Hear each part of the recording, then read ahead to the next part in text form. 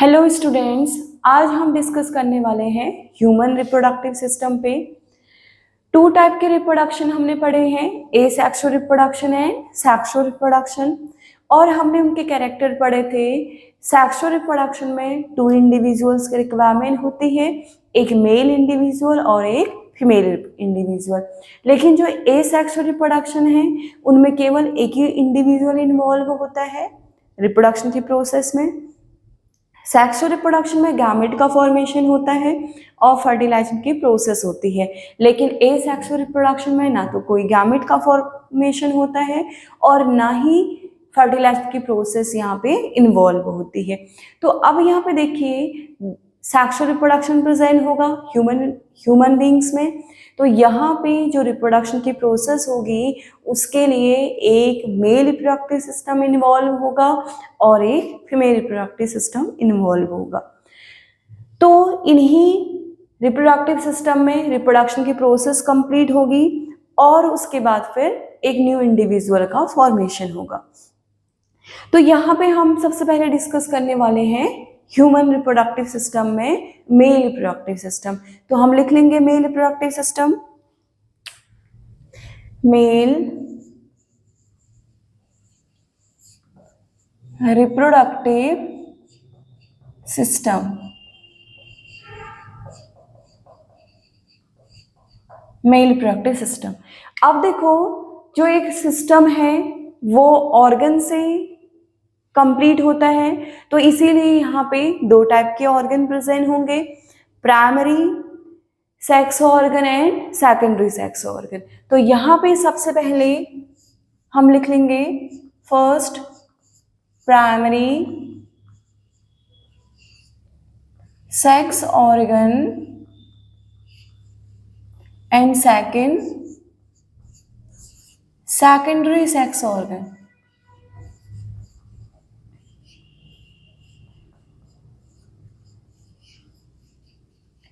To type के organ involve हैं, primary sex organ and secondary sex organ.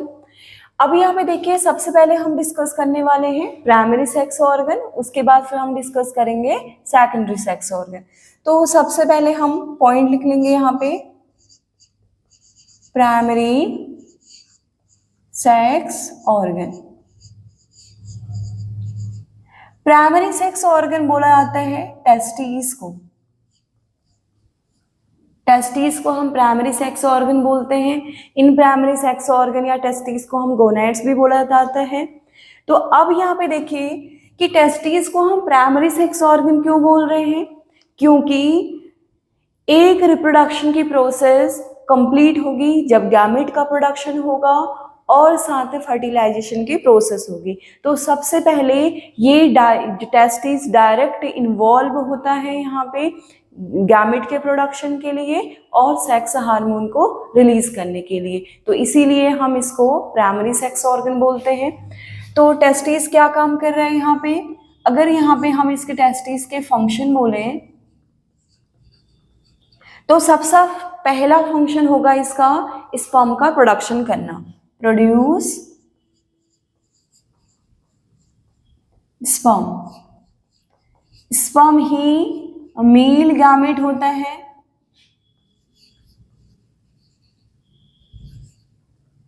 जो fertilisation की प्रोसेस में हेल्प करते हैं और एक न्यू इंडिविजुअल्स के फॉर्मेशन करने में हेल्प करता है।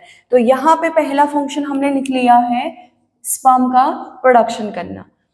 तो सेकंड फंक्शन होगा सेक्स हार्मोन को रिलीज करना। तो यहाँ पे हम सेकंड फंक्शन लिखेंगे, it secret sex hormone, sex hormone called testosterone.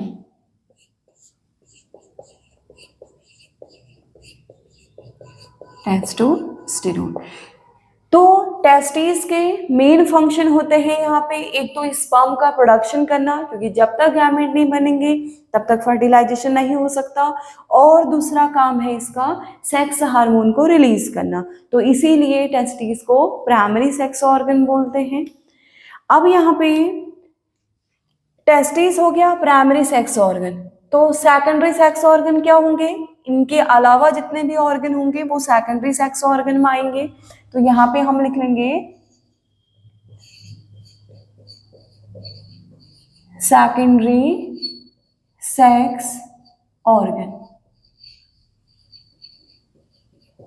Secondary sex organ आते हैं सबसे पहले vas deferens.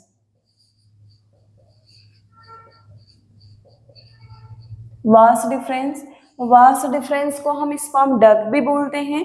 Second, seminal vesicles, seminal vesicles,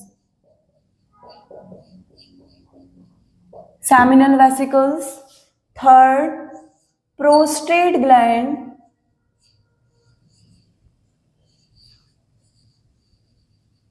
prostate glands, and fourth, Cowper's gland,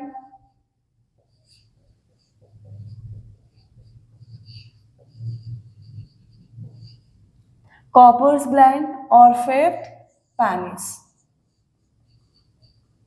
ये सारे के सारे सेकेंडरी सेक्स ऑर्गन आते हैं।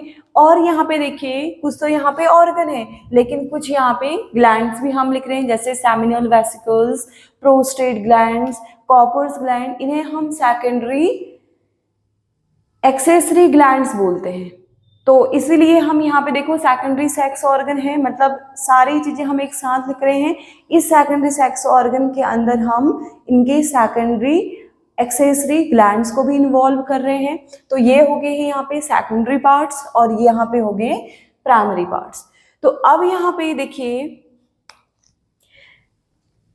तो अब यहाँ पे हम ह्यूमन मेल रिप्रोडक्टिव सिस्टम का डायग्राम बनाएंगे और उस डायग्राम के साथ साथ हम डिफरेंट टाइप्स के जो ऑर्गन एंड ग्लैंड्स हैं इनके बारे में डिस्कस करेंगे डिटेल में।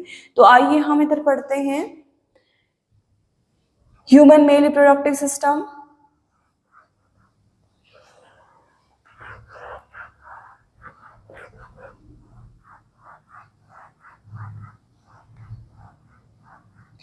अब एक चीज और ध्यान में आपको रखनी है, जो सेकेंडरी सेक्स ऑर्गन है, क्यों हम इसको सेकेंडरी सेक्स ऑर्गन बोलते हैं, क्योंकि सेकेंडरी सेक्स ऑर्गन का काम ट्रांसपोर्टेशन में होता है, मैचुरेशंस में होता है और साथ में स्टोरेज में होता है।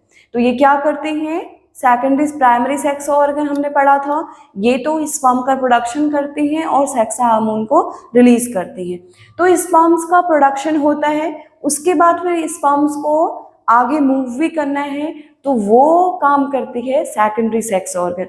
तो यहाँ पे हम लिख भी लेंगे फंक्शन, यहाँ पे सेकेंडरी सेक्स ऑर्गन का function of secondary sex organ. तो सबसे पहला काम होगा ट्रांसपोर्टेशन,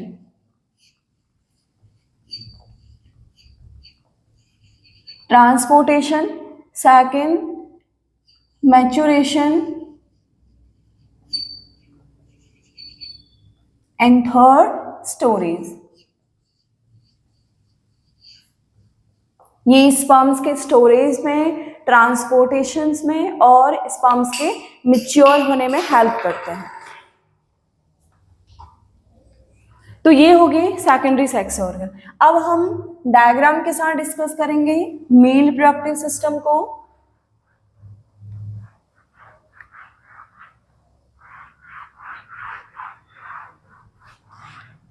मेल रिप्रोडक्टिव सिस्टम,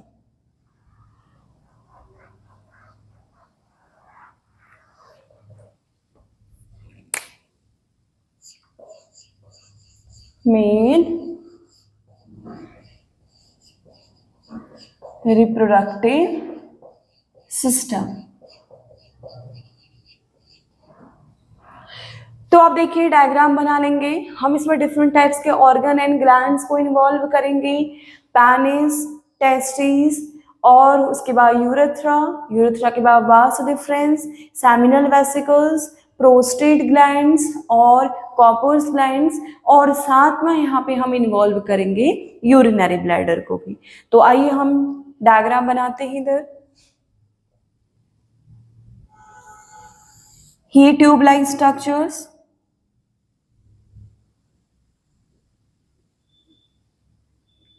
इधर बना लेंगे हम यूरिनरी ब्लैडर।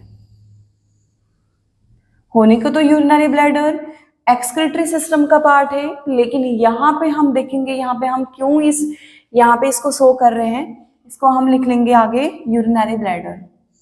ये है यूरिनरी ब्लैडर। और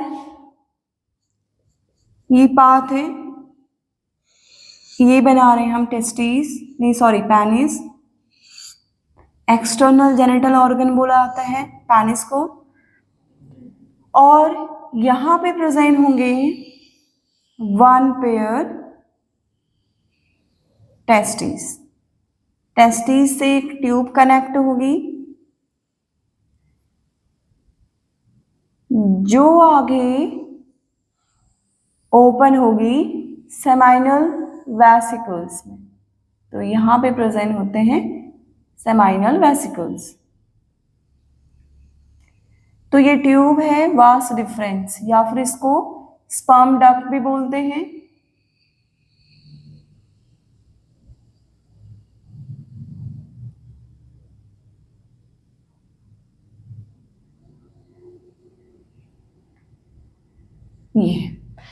ये हो गया वास डिफरेंस। यहां पे हम लिख भी लेंगे वास डिफरेंस।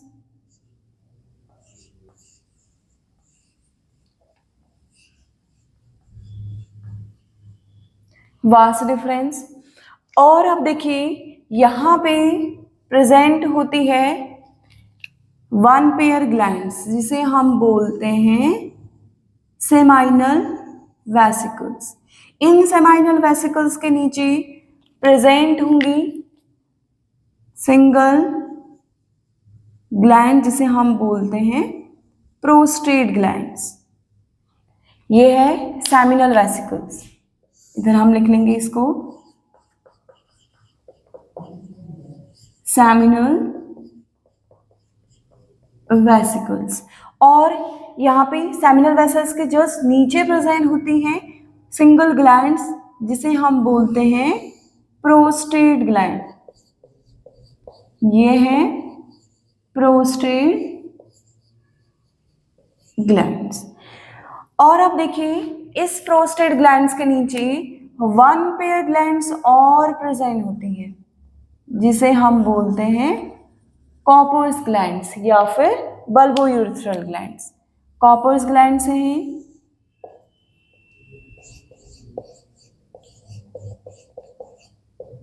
कॉपर्स ग्लैंड या फिर बल्बोयूरेथ्रल ग्लैंड्स। और इधर हम लिख लेंगे इसको टेस्टिस। इधर हमने लिख लिया टेस्टिस।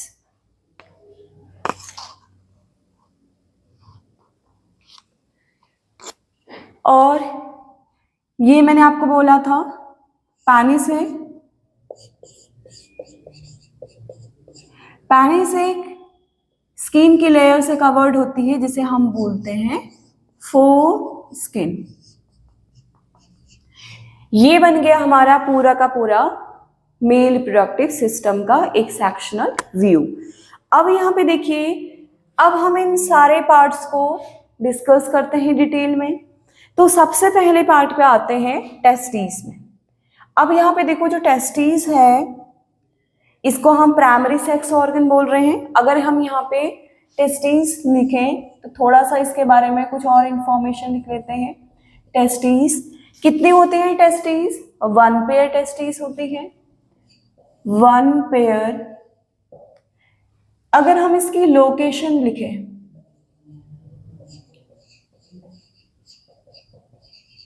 लोकेशन आउटसाइड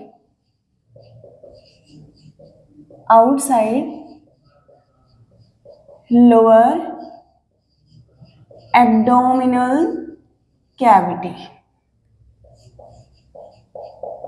अभी मैं आपको बताऊंगी ये टेस्टिस ह्यूमन में आउटसाइड क्यों प्रेजेंट होती है। अब यहाँ पे देखिए, टेस्टिस का मेन फंक्शन होता है स्पर्म का प्रोडक्शन करना। स्पर्म्स एक टाइप के मेल गैमेट्स होते हैं। स्पर्म्स का प्रोडक्शन होता है टेस्टिस में सेमनिफेरस ट्यूब्यूल्स में। तो testis contain seminiferous tubules.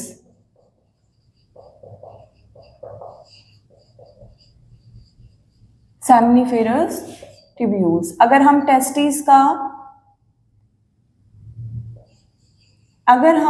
Testis को इसका इंटरनल स्ट्रक्चर देखते हैं तो वहां पे हम सेमनीफेरस ट्यूब्यूल्स भी देखते हैं। अब देखिए ये ट्यूब्यूल्स में स्पर्म का प्रोडक्शन होता है, तो इसीलिए सेमनीफेरस ट्यूब्यूल्स को बोला जाता है sperm production site. Sperm production site.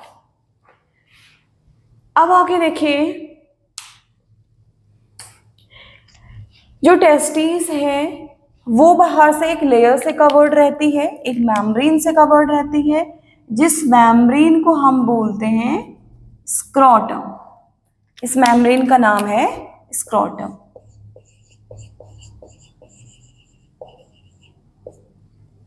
अब यहां पे देखो, जो टेस्टिस का टेम्परेचर है वो बॉडी के टेम्परेचर से 2 से लेकर 3 डिग्री सेल्सियस कम होता है।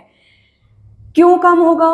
क्योंकि इसी टेम्परेचर पे स्पर्म का प्रोडक्शन हो सकता है टेस्टिस में। अगर इससे ज़्यादा टेम्परेचर हो गया तो स्पर्म का प्रोडक्शन नहीं हो पाएगा टेस्टिस के अंदर। तो इसीलिए टेस्टिस बॉडी के आउटसाइड ही प्रेजेंट होती है, ताकि बॉडी का टेम्परेचर और इसके टेम्परेचर में डिफरेंस हो पाए। और दूसरा, अब इस टेम्परेचर को मेंटेन करने की ज़रूरत है, तो इस टेम्परेचर को मेंटेन करती है ये टेस्टिस के बाहर जो मेम्ब्रेन है, जिसे हम बोलते हैं स्क्रोटम। तो यहाँ पे हम क्या लिख लेंगे? Testis covered by a membrane called scrotum.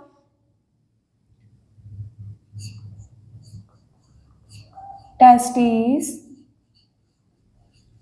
covered by a membrane called scrotum। Scrotum. अब देखो, स्क्रोटम मैंने क्या बोला? ये टेस्टिस के टेम्परेचर को मेंटेन करती है, क्योंकि टेस्टिस का टेम्परेचर बॉडी के टेम्परेचर से 2 से लेके 3 डिग्री सेल्सियस कम होता है। तो यहाँ पे हम नेक्स्ट हेडिंग लिखेंगे function of testis, function of scrotum. Function of scrotum. तो स्क्रोटम का फंक्शन क्या हो जाएगा? Helps to maintain, helps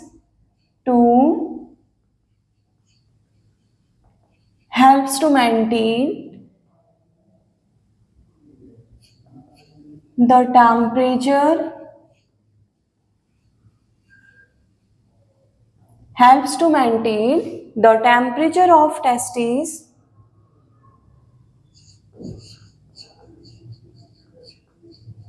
helps to maintain the temperature of testes 2 to 3 degree Celsius, 2 to 3 degree Celsius below the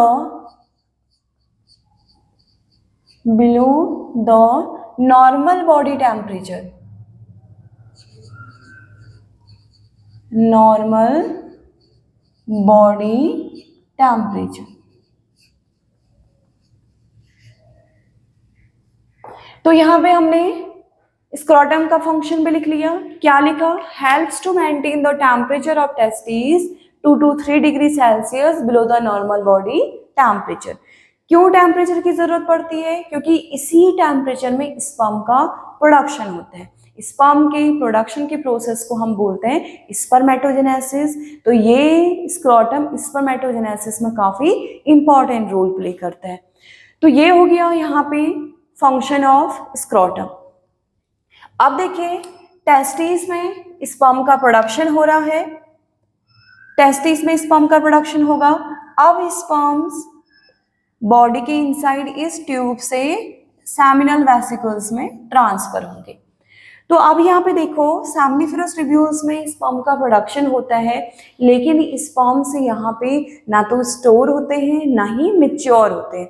तो इनको transportation के लिए maturation के लिए एंड स्टोरेज के लिए। सेकेंडरी सेक्स ऑर्गन की या सेकेंडरी सेक्स ग्लैंड्स की रिक्वायरमेंट पड़ती है। तो यहाँ पे सबसे पहला पार्ट हमने लिखा फर्स्ट में टेस्टिस, सेकंड में आएगा वास डिफरेंस। तो यहाँ पे देखो वास डिफरेंस क्या करेगा, स्पर्म्स को एक तो ट्रांसपोर्ट करने में हेल्प करेगा टेस्टिस से सेमिनल वेसिकल्स में, और दूसरा वास डिफरेंस में कुछ टाइम के लिए स्पर्म्स स्टोर रहते हैं ताकि वो मैच्योर हो पाए। तो अब यहाँ पे स्पर्म स्टोर होने के बाद, मैच्योर होने के बाद आगे ट्रांसफर होते हैं सेमिनल वेसिकल्स में। तो ये वास डिफरेंस एक ट्यूब लाइक स्ट्रक्चर होता है और जो ट्रांसपोर्टेशन में और साथ में इसके मैच्योरेशन में हेल्प्स करता है। नेक्स्ट हम लिख लेते हैं यहाँ पे सेमाइनल वेसिकल्स। थर्ड वाला पार्ट होता है यहाँ पे सेमाइनल वेसिकल्स। जब आगे सेमाइनल वेसिकल्स में स्पर्म्स आते हैं तो स्पर्म्स इतने एक्टिव नेचर के नहीं होते, तो स्पर्म्स को यहाँ पे एक्टिवेशन की रिक्वायरमेंट होती है, मीन्स यहाँ पे इनको न्यूट्रिशन की रिक्वायरमेंट होती है। जो सेमाइनल वेसल्स होती हैं, सेमाइनल वेसल्स यहाँ पे हम लिख लेंगे 1 पेयर ग्लैंड्स होती हैं, 1 पेयर ग्लैंड,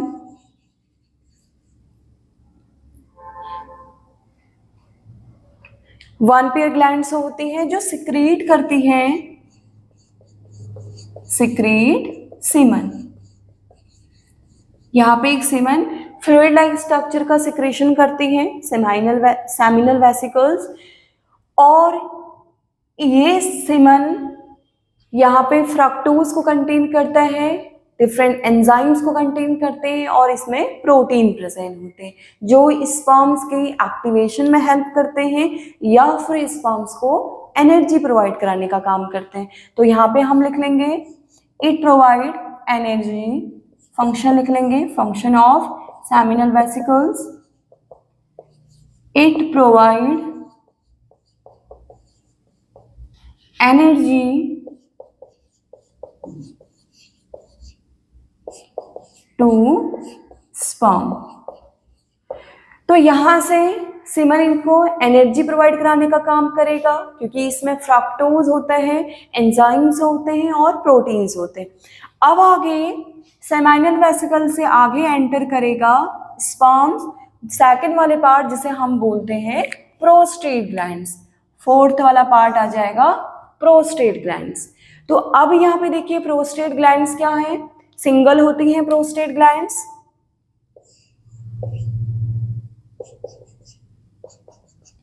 प्रोस्टेट ग्लैंड्स क्या होंगी, सिंगल होती हैं। Seminal vesicles and Cowper's glands दोनों दो यहाँ पे पेयर्स में होती है, लेकिन यहाँ पे प्रोस्टेट ग्लैंड सिंगल होती है। अब देखिए प्रोस्टेट ग्लैंड्स क्या काम करती है। प्रोस्टेट ग्लैंड्स इस सीमन में एक अल्कलाइन नेचर को ऐड करती है, अल्कलाइन नेचर के फ्लूइड को ऐड करती है जो क्या करेगा, यहाँ पे फीमेल बॉडी के वजाइना में एसिटिक एसिड क्रिएट करने वाले बैक्टीरिया प्रेजेंट होते हैं। जब स्पर्म्स एंटर करेंगे पेनिस से वजाइना में तो ये एसिटिक एसिड क्रिएट करने वाले बैक्टीरिया इन स्पर्म्स को किल कर देंगे, इनको सर्वाइव नहीं होने देंगे और आगे ना तो ट्रांसपोर्ट होने देंगे। तो इसीलिए जो प्रोस्टेट ग्लैंड्स है वो स्पर्म सीमन के साथ ऐड कर देती है एक अल्कलाइन नेचर को, ताकि जब स्पर्म्स पेनिस से अंदर एंटर करें वजाइना में तो ये एसिडिक एसिड क्रिएट करने वाले बैक्टीरियाओं को न्यूट्रल कर पाए और आसानी से न्यूट्रल करते हुए आगे यूटिलियस की तरफ मूव करें। तो इसीलिए प्रोस्टेट ग्लैंड्स क्या करती है, सीमन में ऐड कर देती हैं एक एल्कलाइन नेचर को। क्या लिखेंगे हम यहाँ पे, alkaline nature, add alkaline nature. तो यहां पे हम फंक्शन लिख लेंगे एल्कलाइन नेचर्स का। तो नेक्स्ट आ जाएगा function of prostate glands. Function क्या करेंगी, ये वजाइना में एसिडिक एसिड क्रिएट करने वाले बैक्टीरिया को न्यूट्रल करेंगी। तो हम यहाँ पे लिख लेंगे helps to neutralize, helps to neutralize acidic secretion, acidic secretion present in the vagina, present in the vagina। तो ये फंक्शन हो गया प्रोस्टेट ग्लैंड्स का। तो हमने क्या लिखा प्रोस्टेट ग्लैंड्स का फंक्शन यहाँ पे, ये हेल्प्स करती है एसिडिक मीडियम को न्यूट्रल करने में, जो एसिडिक मीडियम वजाइना में प्रेजेंट होता है। तो इस तरीके से यहाँ से आगे स्पर्म आसानी से मूव कर पाएंगे। नेक्स्ट वाला पार्ट आता है कॉपर्स ग्लैंड, थर्ड वाला पार्ट था यहाँ पे, थर्ड नंबर में आएगा सेमिनल वेसल्स, फोर्थ नंबर में आएगा प्रोस्टेट ग्लैंड्स। प्रोस्टेट ग्लैंड से आगे स्पर्म आप मूव कर रहे हैं, अब आगे स्पर्म मूव कर रहे हैं, तो कौन से ग्लैंड्स के पास आएंगे, कॉपर्स ग्लैंड, ये है फिफ्थ वाली ग्लैंड्स। अब देखो ये जो कॉपर्स ग्लैंड है यहाँ पे म्यूकस का सिक्रेशन करती है, ये म्यूकस लुब्रिकेशन में हेल्प करती है, ठीक है। यहाँ पे जो कॉपर्स ग्लैंड्स है ये लुब्रिकेशंस में हेल्प करती हैं। और आप देखिए नेक्स्ट वाला पार्ट आता है यहाँ पे कॉपर्स ग्लैंड्स के बाद यूरिथ्रा। कॉपर्स ग्लैंड्स के पास जो ये ट्यूब लाइक स्ट्रक्चर आपको दिख रहा है, ये पाथ दिख रहा है आपको, इसे हम बोलते हैं यूरिथ्रा।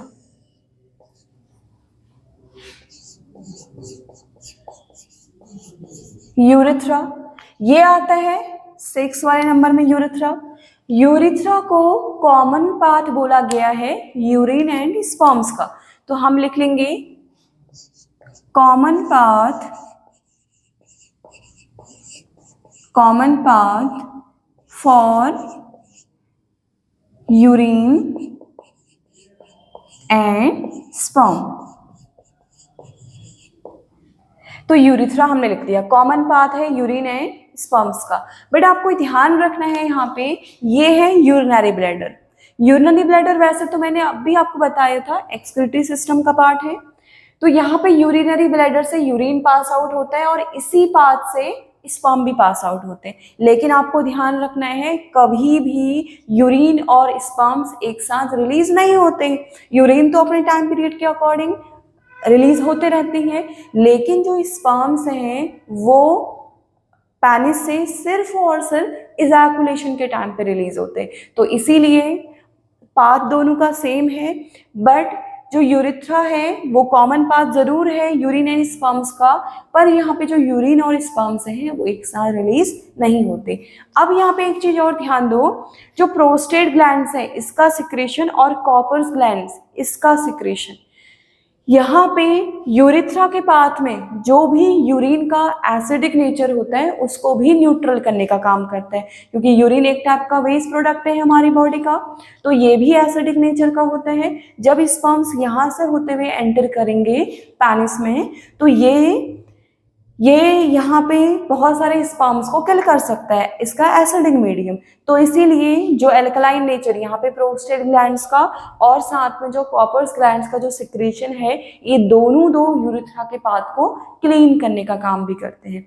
तो इसके आगे हमने यूरिथ्रा पढ़ लिया, कॉमन पाथ होता है, और ये भी पढ़ लिया कि दोनों एक टाइम पे रिलीज नहीं होते, स्पर्म सिर्फ इजैकुलेशन के टाइम पे रिलीज होते हैं, लेकिन जो यूरिन है वो अपने टाइम पीरियड के अकॉर्डिंग हमेशा रिलीज होते रहते हैं। अब आगे हम पढ़ते हैं पेनिस। पेनिस ह्यूमन बॉडी का या फिर मेल बॉडी का एक्सटर्नल जेनिटल ऑर्गन होता है, जो सेक्सुअल इंटरकोर्स में काफी हेल्प करता है, या फिर सेक्सुअल इंटरकोर्स में पेनिस स्पर्म्स को फीमेल की वजाइना में ट्रांसफर करने का काम करते हैं। तो इसीलिए हम यहाँ पे पेनिस क्या बोलेंगे, एक टाइप का एक्सटर्नल जेनिटल ऑर्गन है जो सेक्सुअल इंटरकोर्स में इजैकुलेशन के टाइम पीरियड पे पेनिस से स्पर्म्स को फीमेल बॉडी के वजाइना में ट्रांसफर करने का काम करता है। अब यहाँ पे देखिए जब पेनिस में इजैकुलेशन होता है सेक्सुअल इंटरकोर्स के टाइम पे, तो उस टाइम पे पेनिस से 300 से 400 मिलियन स्पर्म्स रिलीज होते हैं। एक टाइम के इजैकुलेशन में 300 टू 400 स्पर्म्स रिलीज होते हैं। जब ये वजाइना में एंटर करते हैं तो वहाँ पे स्पर्म्स के पास जो अपना अल्कलाइन नेचर होता है उससे उस एरिया को न्यूट्रल करते हैं, बट सारे स्पर्म्स ये न्यूट्रल करने की प्रोसेस के लिए कैपेबल नहीं होते हैं। इसीलिए यहाँ पे बहुत सारे स्पर्म्स, मिलियंस स्पर्म्स डिजनरेट भी हो जाते हैं, मीन्स वो वहाँ पे डिस्ट्रॉय हो जाते हैं। उसके बाद फिर बचे वाले स्पर्म से ही कुछ ही स्पर्म बच पाते हैं, वो आगे वजाइना से यूटेरस में ट्रांसफर होते हैं। वो वाली प्रोसेस आगे हम फर्टिलाइजेशन की प्रोसेस में पढ़ेंगे। तो यहाँ पे मेल रिप्रोडक्टिव सिस्टम कंप्लीट होता है। एक बार हम और डिस्कस कर लेते हैं जल्दी से इसको। हमने क्या पढ़ा, टेस्टिस को हम प्राइमरी सेक्स ऑर्गन बोल रहे हैं। 1 पेयर टेस्टिस होती है, location outside lower abdominal cavity. Testis, अगर हम इसका इंटरनल स्ट्रक्चर देखें तो यहाँ पे सेमनिफेरस ट्यूब्यूल्स होते हैं, जिन सेमनिफेरस ट्यूब्यूल्स को हम स्पर्म प्रोडक्शन साइट बोलते हैं। उसके बाद फिर टेस्टिस एक लेयर से कवर्ड रहती है जिसे हम बोलते हैं स्क्रोटम। टेस्टिस का टेम्परेचर बॉडी के टेम्परेचर से 2 से लेकर 3 डिग्री सेल्सियस कम होता है, क्योंकि इसी टेम्परेचर में स्पर्म्स प्रोड्यूस हो सकते हैं। स्पर्म के प्रोडक्शन के प्रोसेस को बोलते हैं स्पर्मेटोजेनेसिस। तो यहाँ पे इस टेम्परेचर को मेंटेन करने का काम करता है स्क्रोटम, तो इसीलिए टेस्टिस बॉडी के बाहर ही प्रेजेंट होती है। उसके बाद फिर अब आगे एक ट्यूब लाइक स्ट्रक्चर है जिसे हम बोलते हैं वास डिफरेंस या फिर स्पर्म डक्ट। इसका ये आते हैं secondary sex organ. Secondary sex organ हम स्टार्टिंग में पढ़ चुके थे। इनका काम होता है स्पर्म्स के ट्रांसपोर्टेशन में हेल्प करना, मैचुरेशन में हेल्प करना और स्टोरेज में हेल्प करना। तो यहाँ पे स्पर्म्स डक्ट से जब स्पर्म पास आउट होते हैं तो वास डिफरेंस में कुछ टाइम के लिए स्टोर होते हैं ताकि स्पर्म्स यहाँ पे मैच्योर हो पाए, और उसके बाद फिर इस ट्यूब लाइक स्ट्रक्चर से आगे ट्रांसफर होते हैं थर्ड पार्ट सेमिनल वेसिकल्स। ये एक टाइप का सेकेंडरी एक्सेसरी ग्लैंड्स बोलते हैं इसको। 1 पेयर होती है जो आगे स्पर्म्स के लिए काफी एक इम्पॉर्टेंट रोल प्ले करती है। तो यहाँ पे एक सीमन का सिक्रेशन करती हैं। सीमन यहाँ पे बहुत सारे सबस्टेंस को कंटेन करते हैं जैसे फ्रक्टोज, एंजाइम्स एंड प्रोटीन्स, जो स्पर्म्स को एक्टिवेशन में हेल्प करता है या फिर स्पर्म्स को एनर्जी प्रोवाइड कराने का काम करते हैं। आगे स्पर्म्स ट्रांसपोर्ट होते हैं, आते हैं प्रोस्टेट ग्लैंड्स के पास। प्रोस्टेट ग्लैंड्स इस सीमन में एक अल्कलाइन नेचर को ऐड कर देते हैं, और ये अल्कलाइन नेचर वजाइना में जो भी एसिडिक एसिड क्रिएट करने वाले बैक्टीरिया होते हैं उस एरिया को न्यूट्रल करने का काम करते हैं ताकि स्पर्म्स आसानी से फीमेल बॉडी में यूटेरस में ट्रांसफर हो पाए। अब आगे कॉपर्स ग्लैंड्स आती हैं। कॉपर्स ग्लैंड्स अपने सिक्रीशन से एक तो लुब्रिकेशंस में हेल्प करते हैं, और दूसरा यूरिथ्रा की पाथ में जो भी यूरिन का एसिडिक नेचर है उस पाथ को क्लीन करने का या फिर उस एरिया को न्यूट्रल करने का काम करते हैं। नेक्स्ट आता है यूरिथ्रा। यूरिथ्रा कॉमन पाथ होता है यूरिन एंड स्पर्म्स का। यहाँ पे यूरिथ्रा में कभी भी या फिर एक साथ यूरिन और स्पर्म्स रिलीज नहीं होंगे, क्योंकि स्पर्म्स रिलीज होते हैं सिर्फ सेक्सुअल इंटरकोर्स के टाइम पे, इजैकुलेशन पे। तो यहाँ पे यूरिथ्रा से आगे स्पर्म्स और यूरिन पास आउट होंगे। नेक्स्ट वाला लास्ट वाला पार्ट आता है 7 पार्ट पेनिस। पेनिस को एक्सटर्नल जेनिटल ऑर्गन बोलते हैं जो सेक्सुअल इंटरकोर्स में हेल्प करता है, और साथ में जो स्पर्म्स को मिलियन स्पर्म्स को 300 to 400 स्पर्म्स को इजैकुलेशन में सेक्सुअल इंटरकोर्स के टाइम पे फीमेल के वजाइना में एंटर करने का काम करता है। तो इस तरीके से यहाँ पे मेल रिप्रोडक्टिव सिस्टम कंप्लीट होता है। आगे आने वाली क्लास पे हम डिस्कस करेंगे female reproductive system. Thank you.